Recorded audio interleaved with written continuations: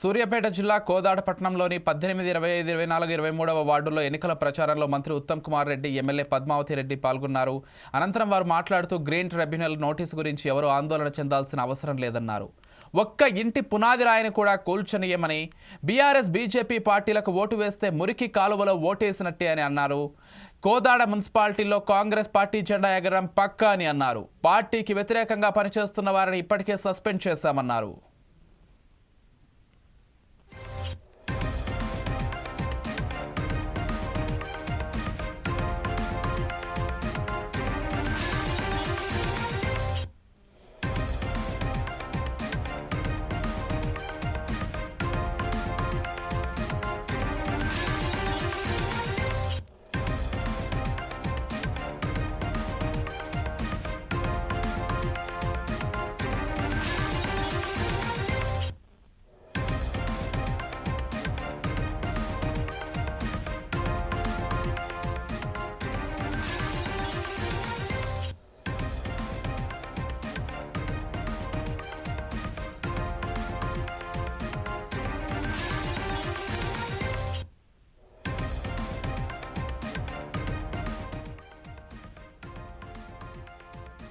తెలంగాణ రాష్ట్రంలో 11వ తారీఖు సుమారు 120 కార్పొరేషన్లు, మున్సిపాలిటీల ఎన్నికలు నిర్వహించబడుతున్నాయి.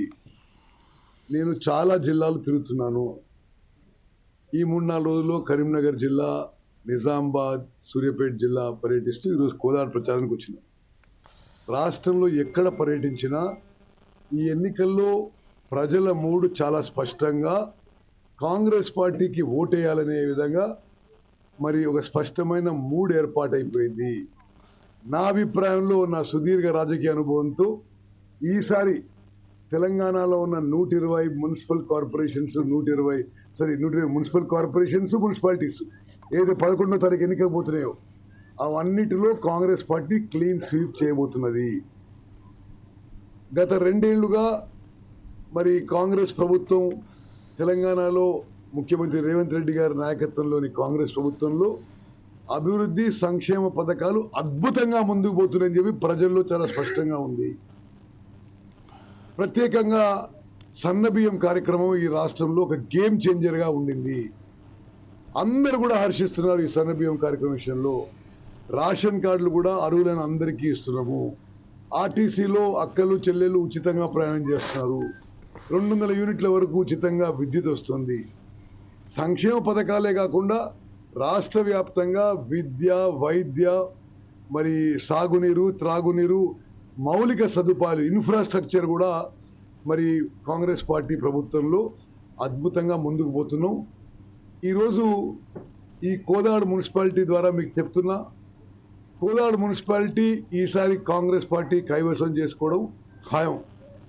మేము 35లో 35 వార్డులు గెలవబోతున్నాము. తప్పనిసరిగా కోదాడ మున్సిపాలిటీకి కొన్ని 100 కోట్ల రూపాయలతో పెద్ద ఎత్తున అభివృద్ధి చేయబోతున్నాము.